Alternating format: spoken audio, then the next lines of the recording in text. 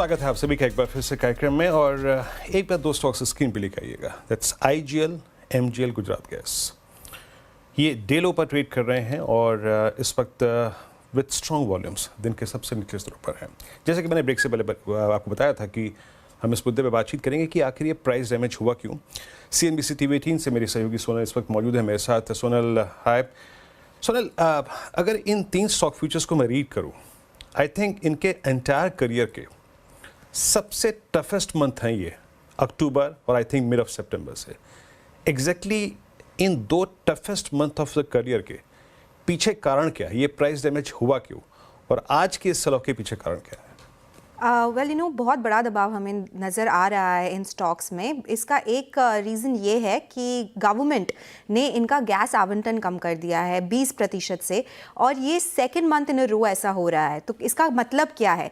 अभी इनको सिर्फ 40% गैस मिलेगी डोमेस्टिक प्रोडक्शन से, जो हमारी डोमेस्टिक गैस होती है जिसका प्राइस $6.5 पर MMBTU है। ये पहले उनको 70% पूरे सोर्सिंग में इतना मिलता था, बट अब उनको सिर्फ 40% गवर्नमेंट देगी गैस। इसकी वजह से ये बहुत बड़ा प्रेशर आ रहा है, क्योंकि रिमेंबर कि अब कोविड के समय पे इन कंपनीज को डोमेस्टिक गैस चीप भाव पे मिलती थी और उस वक्त इनका आवंटन 150% हुआ करता था। फिर वो कम होकर 100% हुआ, फिर FY23 वो में 90% हुआ और अब वो 40 से 45% तक ही है। इसका मतलब ये है कि जो बाकी बचा हुआ इनको सोर्सिंग है वो स्पॉट LNG से करना पड़ेगा या HPHT गैस से करना पड़ेगा, या फिर उन्हें नई फील्ड से गैस खरीदनी पड़ेगी। और ध्यान रखिए वहां पे $9 पर MMBTU का कॉस्ट पड़ता है इन कंपनीज को। इसका मतलब है इनका 50% जो भी गैस सोर्सिंग होगा, रॉ मटेरियल होगा, वो अब मार्केट लिंक्ड हो जाएगा, जो अभी तक $6.5 पर MMBTU पे इनको मिल रहा था। इसका मतलब इनका रॉ मटेरियल प्राइसिंग बढ़ जाएगा। ये बहुत बड़ा खतरा है इन कंपनीज के लिए, बिकॉज इनका अगर रॉ मटेरियल प्राइसिंग बढ़ गया, इसका मतलब ये हुआ कि इनको जाके अपना प्रोडक्ट प्राइसिंग जो CNG है उसका प्राइस बढ़ाना पड़ेगा। कितना बढ़ाना पड़ेगा? अब कैलकुलेशन सजेस्ट करते हैं कि 10% इनको प्राइसिंग यहाँ पे बढ़ाना पड़ेगा, बट 10% वुड मीन कि कंज्यूमर्स पे बहुत बड़ा दबाव आएगा, उन पे बहुत इन्फ्लेशन प्रेशर आ जाएगा। और अभी हम उस मुकाम पे है जहाँ पे हमें दिख रहा है कि दिल्ली के इलेक्शंस है, महाराष्ट्र स्टेट इलेक्शंस है। हो सकता है कि दीज कंपनीज वो लोग जाके प्राइस उतना नहीं बढ़ा पाए जितना उनको बढ़ाना पड़ेगा अपने EBITDA मार्जिन्स को सस्टेन करने के लिए। अगर वो प्राइसेस नहीं बढ़ाएंगे तो उनको 30 से 35% हिट होगा उनके मार्जिन्स के ऊपर ही। तो इस वजह से ये स्टॉक्स बहुत डरे हुए हैं, क्योंकि 2 मंथ में कंटिन्यूसली इनको गैस एलोकेशन कम कर दिया गया है। और ऐसा भी बोल रहे हैं एनालिस्ट लोग, जेफरीज का बात आएगा, जेफरीज ने बोला है कि वो ऐसा सोच रहे हैं कि नेक्स्ट ईयर तक बिल्कुल इनको डोमेस्टिक गैस नहीं मिलेगा।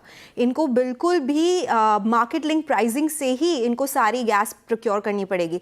इसका मतलब होगा रॉ मटेरियल प्राइसेस और ऊपर जाएंगे। इसकी वजह से उन्होंने EPS एस्टिमेट्स काट दिए हैं। महानगर गैस के लिए, IGL के लिए 27%, गुजरात गैस के लिए 19%। उन्होंने डाउनग्रेड कर दिया है महानगर गैस और IGL को अंडर परफॉर्म पे।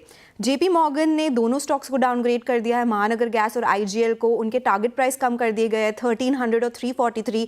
और CLSA ने बोला है अगर वो लोग जाके प्राइस हाइक नहीं ले पाए तो 30 से 35% उनका EBITDA हिट होगा। वो बहुत बड़ा कट है जो हम बात कर रहे हैं EBITDA में।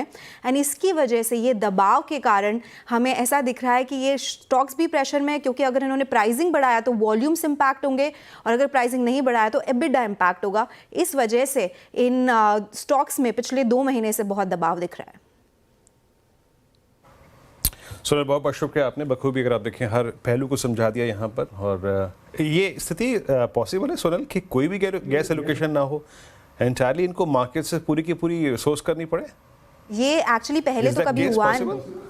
ये पहले कभी हुआ नहीं है। 2014 से APM गैस एलोकेशन चालू हुआ था, बट अभी गवर्नमेंट क्या करती है क्या नहीं करती वो हमें देखना पड़ेगा। बट एनालिस्ट बोल रहे हैं ये बहुत पॉसिबिलिटी है कि ये हो सकता है, क्योंकि पुरानी गैस से, ध्यान रखिए, गैस प्रोडक्शन कम होता जा रहा है और नई फील्ड से गैस प्रोडक्शन जो बढ़ रहा है वहाँ पे प्राइसिंग ज़्यादा है। तो ये वेट एंड वॉच की स्थिति है। शुक्रिया सोनल इस पूरी जानकारी के लिए और चर्चा के लिए। और तीनों स्टॉक्स में गिरावट क्यों है और ये गिरावट पिछले 2 महीने से 25 के ऊपर रही है, अब आपको इसका एक वाजिब रीज़न मालूम चल गया होगा।